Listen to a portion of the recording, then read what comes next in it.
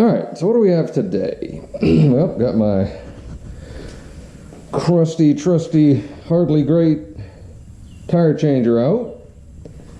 Got 3 new tires, which was an odd thing to buy. But then we got the old boat trailer for my Express XP200 Catfish. And as you can see, that's not the right wheel. Last time we went out, which was a while ago, because I've been on a turnaround and haven't been able to get much done, this happened. My wife was towing the boat, and all of a sudden this tire delaminated. Very similar manner, very sharp to what happened on our camper tire.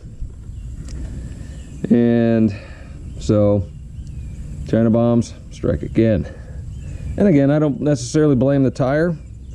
This trailer has C load rating tires on it, and we'll get the exact numbers in a bit. Okay, there we are. Load single 800 kilograms.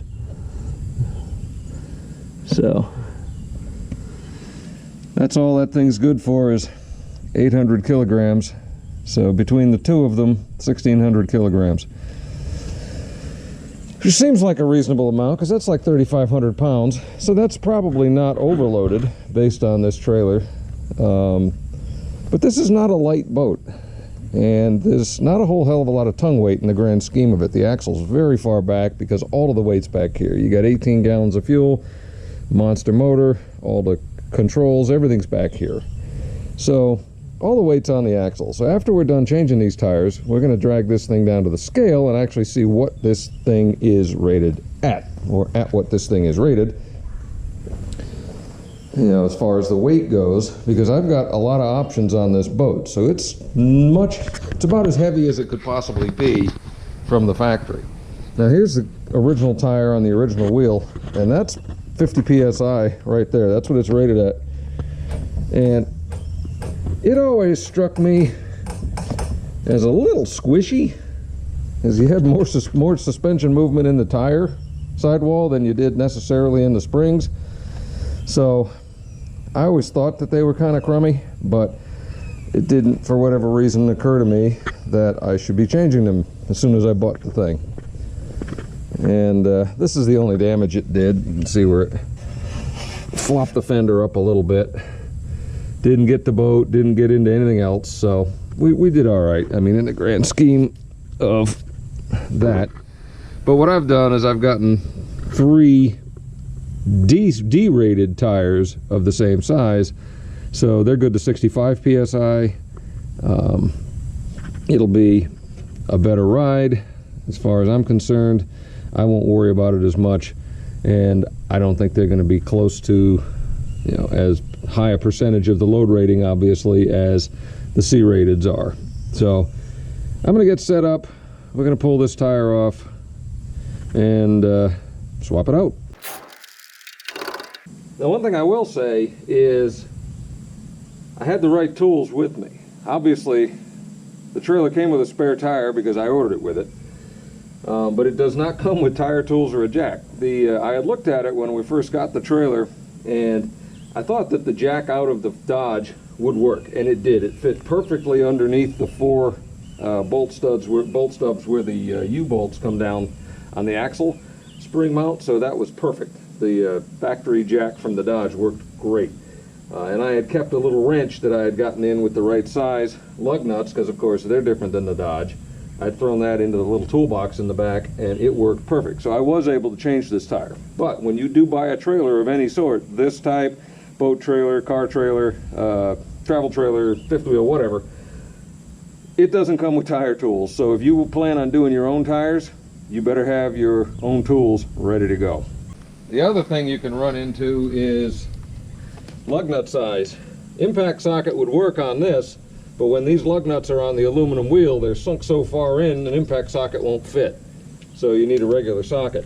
The other thing I've had happen on my travel trailer is the lug nuts that hold the tire, the real wheels on, and the lug nuts that hold the spares on are different sizes. So you got to check that too and make sure you may have the correct sizing.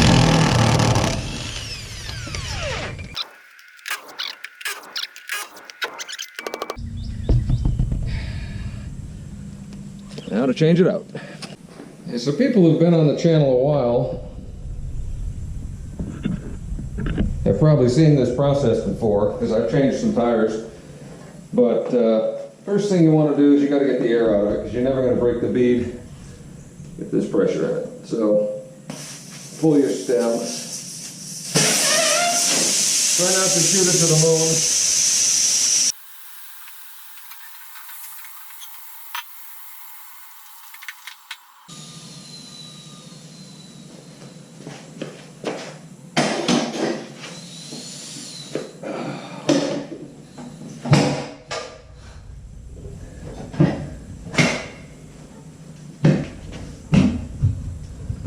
That wasn't too bad. Sometimes the beads, especially on older tires, can really fight you. But that one wasn't too terrible.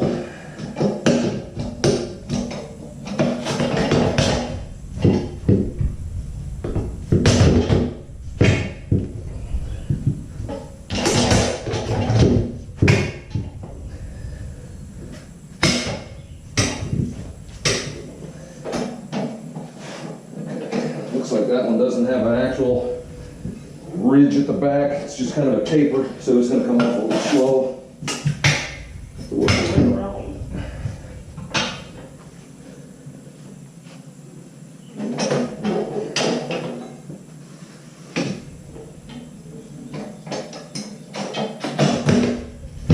There it goes. Do I recommend this for wheels you care about not scratching? No. But for me, it's just fine. Put that up there, put the anti-rotation pin through.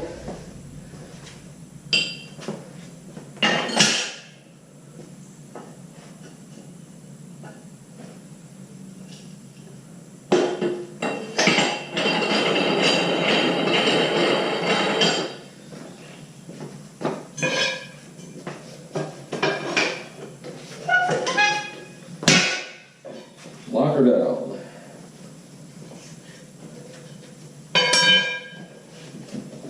Always good to have some tire lubricant, because it makes doing this a lot easier. Plus, it's not soap.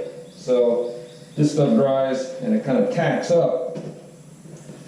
Whereas dish soap or whatever will remain slippery, and if you're in a torque application, might cause your wheel to spin inside the tire, and you don't want that.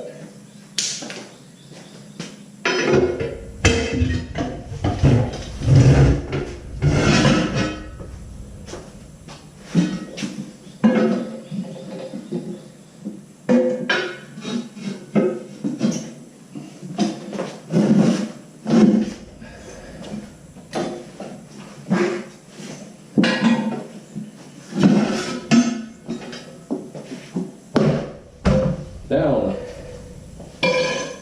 Okay, that's a good time to inspect your tire, or your wheel.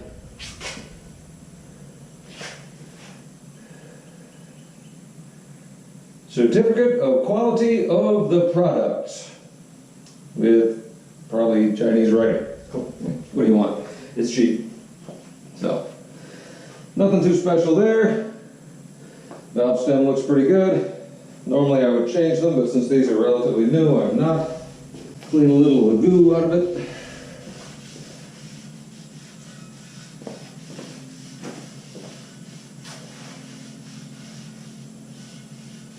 Make sure the beads are reasonable.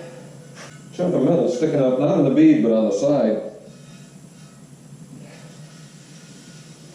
Not sure exactly what it is. Looks like weld slag. Like why there would be weld there, I don't know. But Clean that off a little bit.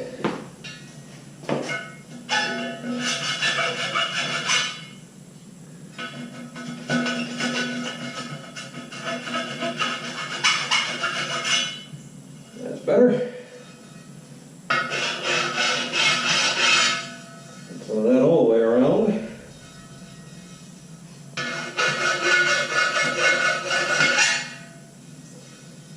These aren't the highest quality wheels, let's say.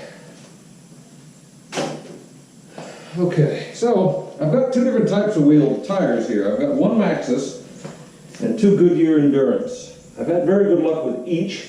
I wanted 3 Goodyear Endurance, but the place I ordered them from at the time didn't have 3, they only had 2, even though they said they had 3. So they gave me a choice of a Marathon, and I said no, just send me an 8008 Maxxis instead, and that'll be my spare. So I'm going to put the 2 Goodyear Endurance on the actual running wheels, and my Maxxis 8008 will be on the spare wheel. Obviously these aren't directional, nothing special. I'll put the yellow dot, I think, next to this, and then I'm going to throw a few Dynabeads in it anyway.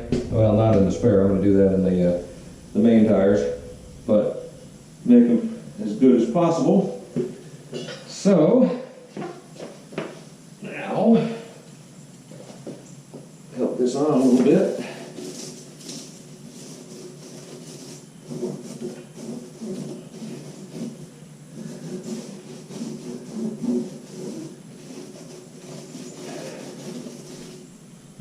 And yeah, that's if you can see it, that's an old center line center cap.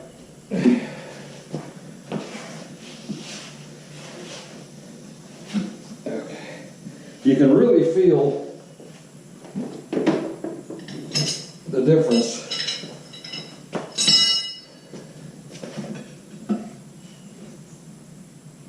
in rating when you start putting them on.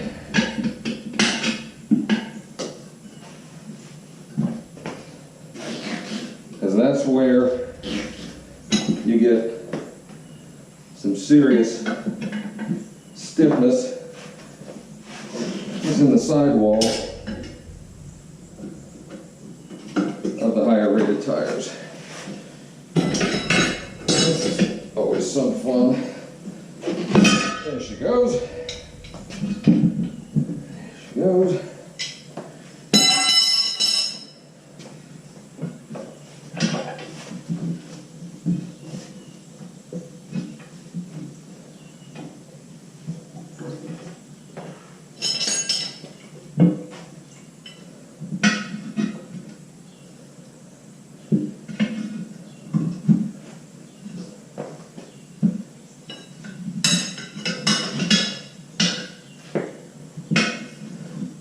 This gets easier with 2 people, but if you've done it yourself enough, you kind of figure out the dance.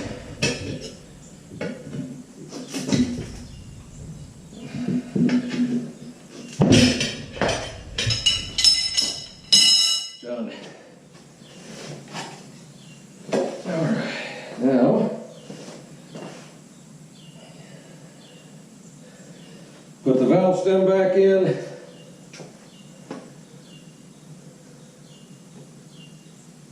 Valve stem core, I guess. And put her on the beads.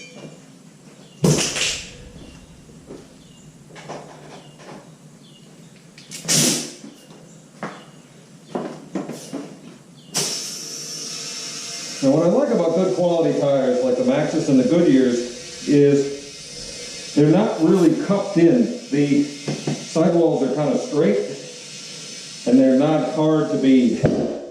You get some of the cheaper stuff. There we go.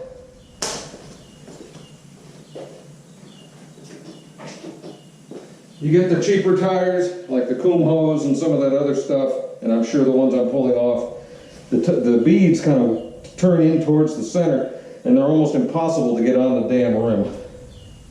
Not bad. Bead seeds at 18 pounds. Same beauty. So now we got to get her to 65, and this one is done. Close enough.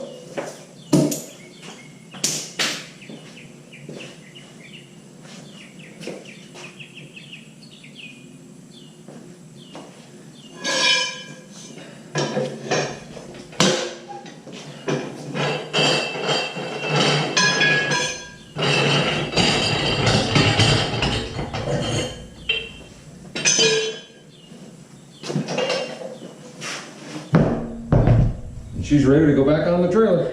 So now that you see how that's done, I'm not going to film the rest of it. It's all the same otherwise, except for me barking up my aluminum wheels instead of a steel one. That process is going to be the same, but we will rejoin when we're on our way to the scale. Now, I said I wasn't going to change the valve stems, but this one's cracked. Something must have grabbed it when it was coming apart. And so I'm going to have to run to the parts store, because I don't think I have any of those in stock. I think I used my last one a few months ago on my other trailer. So, gonna have to run to the store. Weirdly, I do have one. So, yep, that's the right size. As soon as we get this apart, we'll cut this off, pull this through, that'll be good. Then we can get back to putting the tire back on it.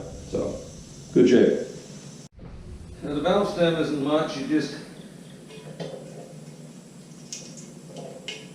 cut the end off of it, maybe.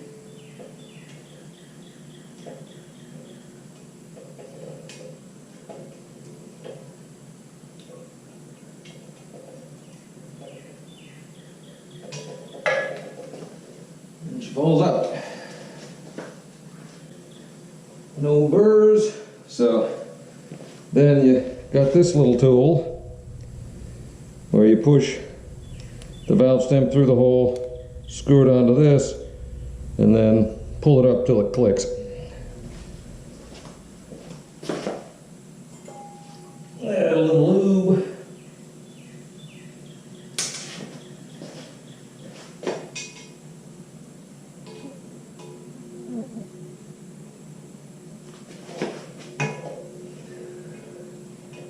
That's all she wrote. That's how you do a valve stem. They're pretty cheap.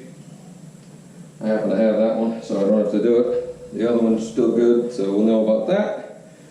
Carry on. Another thing I did while I had the driver's side wheel off is this inner fender liner, which is kind of chintzy. This bolt had pulled out of the aluminum and one of the rivets had broken.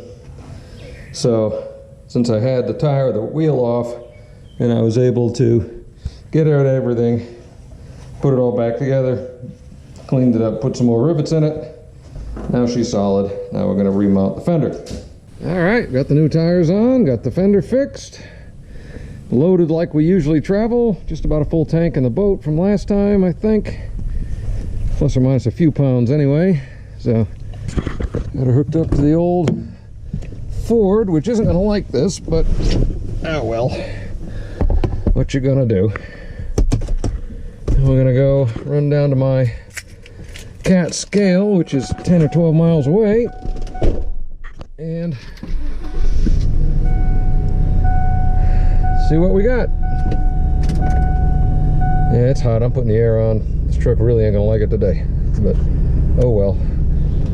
302 854. So there she goes. Still trucking. All right, we'll talk to you at the scale.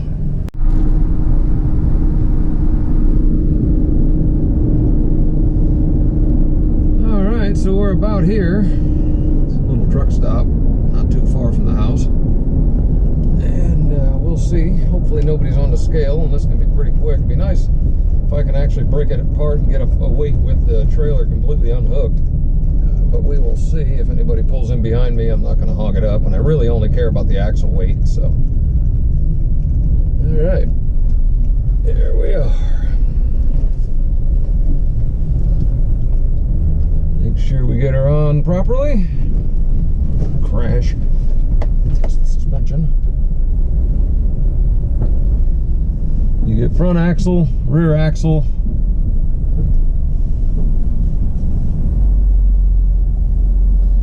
And the trailer axle is on the third plate.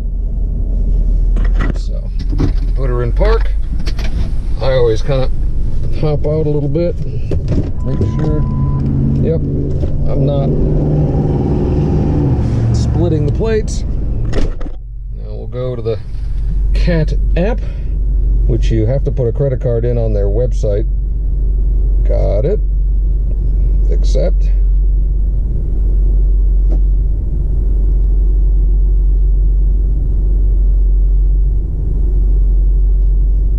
Accept. Accept. Processing. Yeah, there it is. Trailer axle, 2,740 pounds. Steer axle, 3,000. Drive axle, 2,820. Gross, 8,600. Okay, so now, since there's nobody here, I am going to drop the trailer and just weigh it. All right, so now I have got the trailer on the two over there. I've got the truck on the front one.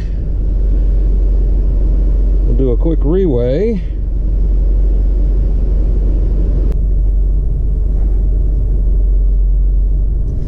Well, there we go. We got the truck weight of 5,600 pounds, the drive axle, which is the trailer tongue, plus the trailer axle. So the trailer in total is 3,040 pounds, 8,640. Great. So now we're just going to hook her back up, get her home, finish this video. All right, so we're going to finish this one up. New tires were towed really well. The Ford doesn't really like towing 3,000 pounds, but it did fine. Got about probably 9 or 10 miles to the gallon in the little short loop, but it did all right. I wouldn't want to do it every day because it's just kind of beating on the truck with 300,000 miles. But now let's look at some numbers, and this is what I find kind of interesting. So when I first weighed the truck with the trailer attached, we had 5,860 pounds on the two truck axles, 3,040 on the front and 2,820 on the rear. So that's basically the truck weight with the tongue weight. Now the trailer axle, which is that one, obviously, the one I care about, is 2,740 pounds. Total 8,600 pounds. Then I disconnected the trailer, weighed the trailer by itself and the truck by itself. The truck came in at 5,600 pounds, and the trailer, if you combine the two pads it was on, was 3,040 pounds. Now, that's a total of 8,640 pounds. So we gained 40 pounds somehow by moving the truck around on the pads. So I'm thinking the trailer's probably only 3,000 pounds on the nose, but we'll deal with it anyway. We're not going to use that number anymore. Doesn't really matter. I don't care what the total trailer weight is. I really only care what the axle weight is when it's being towed, because that's what's on the tires. So just for random grins, looking at the tongue weight, truck weighing 5,600 pounds by itself, 5,860 pounds with the trailer on, that's 260 pounds of tongue weight. Assuming a 3,040 pound-ish trailer, that's only 8.55% tongue weight. Most of the time you want no less than 10. But this trailer's a little weird because that axle is way back there. And I think that's how we can get away with being very stable, because this thing has never been an issue, no matter what I've towed it with. The big dog, my little dog, or this one, it's super stable. So I think the axle length or distance between the tongue and where the axle is, and having absolutely no overhang, I think makes for a very stable trailer, even though you're only running 8.5% tongue weight. But anyway, that's anecdotal. So let's look at the tire numbers. Again, we had a 2,740 pound axle weight in this, configured like this, set up to tow. With the C load rated tires, which is what came on it originally, those were good for 1,760 pounds apiece. So a total of 3,520 pounds on the axle. And you look at the axle weight, divide that out, that gives you at about 77.8% loaded, of the max load of those tires, which isn't too bad. But it's up there. It's certainly nothing like the 90+% my travel trailer was set at when I first bought it, but it's still kind of high. It's outside of the range, let's say, that U-Haul would run on its trailers knowing that it doesn't give you a spare. So anyway, now with these D-load range tires, I'm up to about 2,035 pounds apiece, or 4,070 pounds for the pair.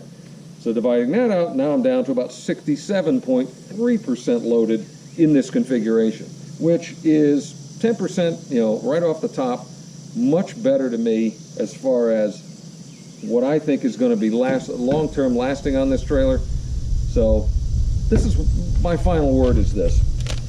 In my travel trailer video, when I was talking about tires with the U-Haul trailer in the front of it, it basically comes down to tires are not terribly expensive. These were about $100 a piece. So, and I bought the spare. You didn't necessarily need to do that, so you could have got away with 200 bucks. The amount of damage I could have done to this boat if that tire blowing out had caused more of a problem than just ganking up the fender a little bit. Yeah, 200 bucks is kind of cheap. Even on the travel trailer, those tires are about 160 bucks a piece. That's a $600, $700 tire change. Yeah, it sucks to have to put tires on something right from the factory, but if they're heavily loaded, just do it. I can't say it enough. If they're not heavily loaded, I'm not running super heavy, super good expensive tires on my car trailer because it doesn't get towed a lot. And I'm running E-load range, and I very rarely exceed anywhere close to that, given what kind of cars I tow on it. So you've got to make the decision for yourself. I don't think every trailer needs its tires changed immediately. Some of the lighter ones are probably fine. But this one, possibly, if I hadn't gone with the upgraded SHO motor, and if I'd cut all the options out and just bought the absolute stock one, yeah, it would probably be several hundred pounds lighter. And that would make a difference. That would probably knock it down into the range that it's now in with these D-rated tires. So there it is. That's my China Bomb rant again for today. Hope you all are having a good weekend. And now it's time to fish. Y'all take care.